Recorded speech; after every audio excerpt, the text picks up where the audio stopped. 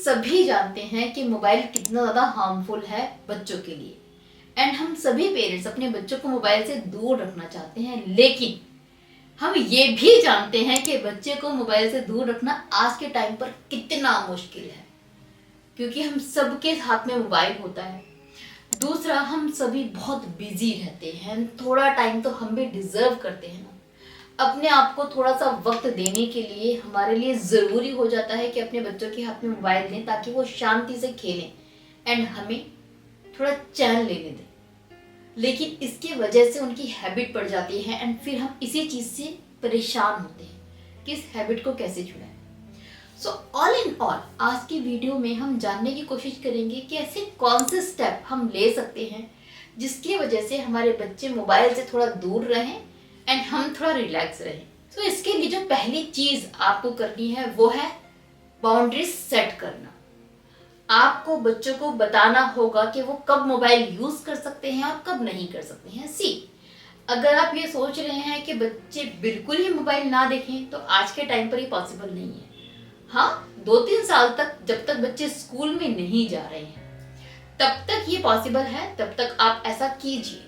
But उसके बाद आपको हाथ में मोबाइल देना ही पड़ेगा, क्योंकि अब तो जो स्कूल का करिकुलम होता है वो भी मोबाइल पर ही आता है।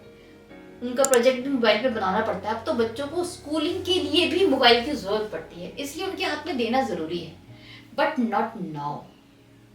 एंड जब आप देना शुरू करेंगे तो क्या करना है, बाउंड्री सेट करनी है। ये बाउंड्री सेट करके रखिए, खाते टाइम कोई भी मोबाइल यूज नहीं करे, या सोने से पहले मोबाइल यूज नहीं करना है, या फिर दिन में सिर्फ 1 घंटा ही मोबाइल यूज करना है। तो इस तरीके से कुछ पैटर्न बना लीजिए, कुछ बाउंड्रीज बना लीजिए। बच्चे को पता होना चाहिए मोबाइल कब यूज करना और कब नहीं करना है, ताकि वो एक्सेस यूज ना करे एंड उसको नुकसान ना हो। दूसरा, लीड बाय एग्जाम्पल।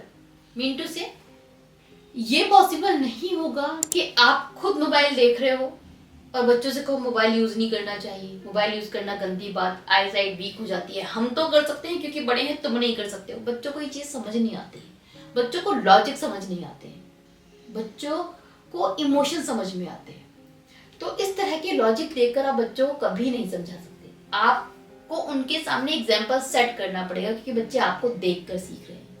अगर आप चाहते हैं कि बच्चे डिनर करते हुए मोबाइल यूज ना करें तो पहले वो आपको छोड़ना पड़ेगा कि आप खाते हुए मोबाइल यूज ना करें। आपको चाहिए बच्चा सोने से पहले मोबाइल ना देखे, तो ये पहले आपको अपने बिहेवियर में लेकर आना पड़ेगा कि सोने से पहले मोबाइल हाथ में आप ना लें।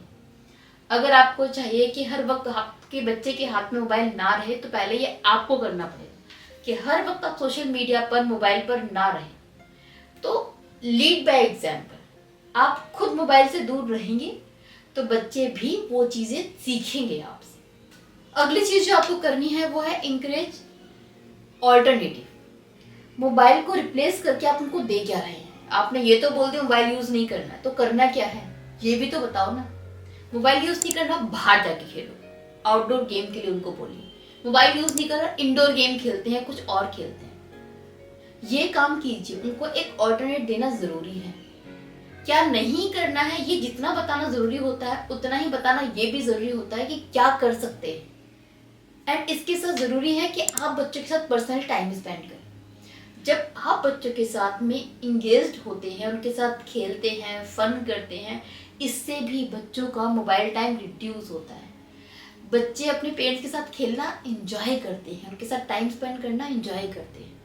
तो ये काम जब आप करेंगे तो आप देखेंगे आपके बच्चे खुद ही मोबाइल से हैप्पीली दूर होने लगे।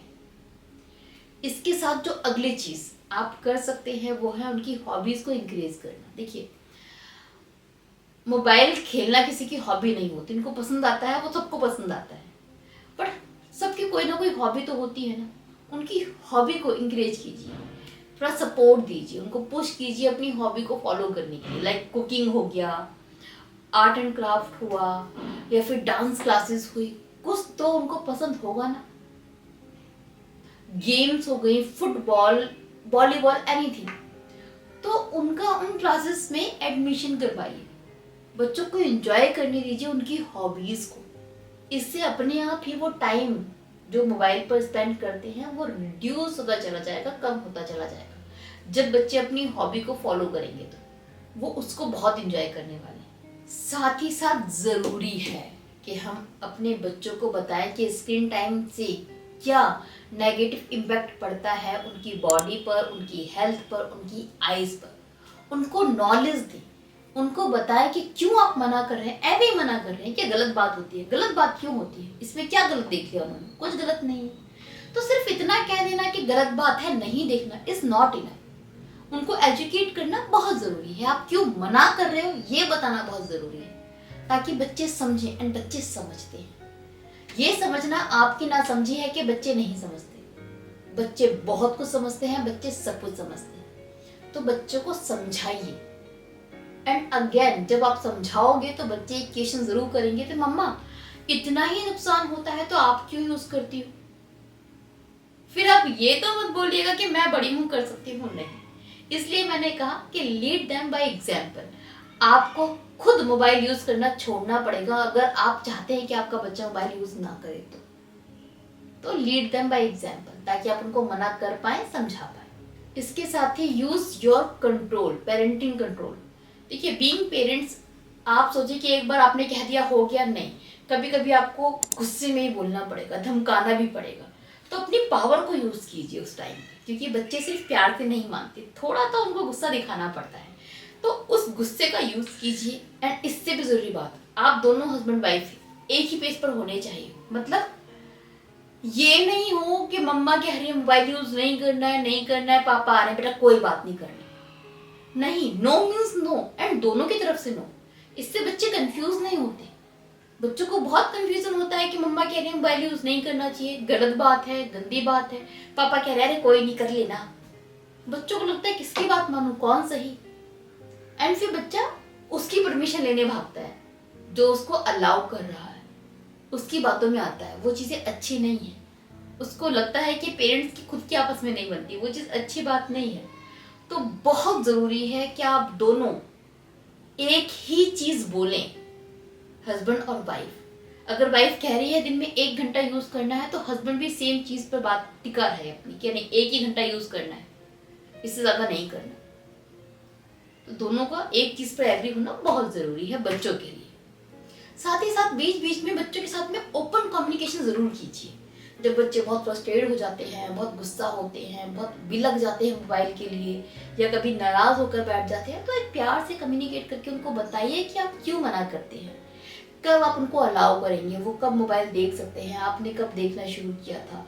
इस तरह की कॉन्वर्सेशन होनी चाहिए पेरेंट्स एंड बच्चों के बीच में, ताकि बच्चे समझ पाए। वो ये ना सोचे कि आप ऐवे ही मना कर रहे हैं। जब ये कम्युनिकेशन होती है पेरेंट्स और बच्चों के बीच तो अंडरस्टैंडिंग लेवल बढ़ता है, बच्चे थोड़े कूल एंड काम रहते हैं बिना मोबाइल के भी। एंड ये इसलिए भी ज़रूरी है क्योंकि बच्चे दूसरों को मोबाइल यूज़ करते हुए ईजिली देखते हैं। एंड बच्चों को नहीं झिलता कि फलाना तो 24 घंटे मोबाइल देखता है, मेरा जो फ्रेंड है वो तो मोबाइल देखता है, उसकी मम्मा तो मना नहीं करती, आप भी क्यों मना करती। बच्चों का रहता है ना।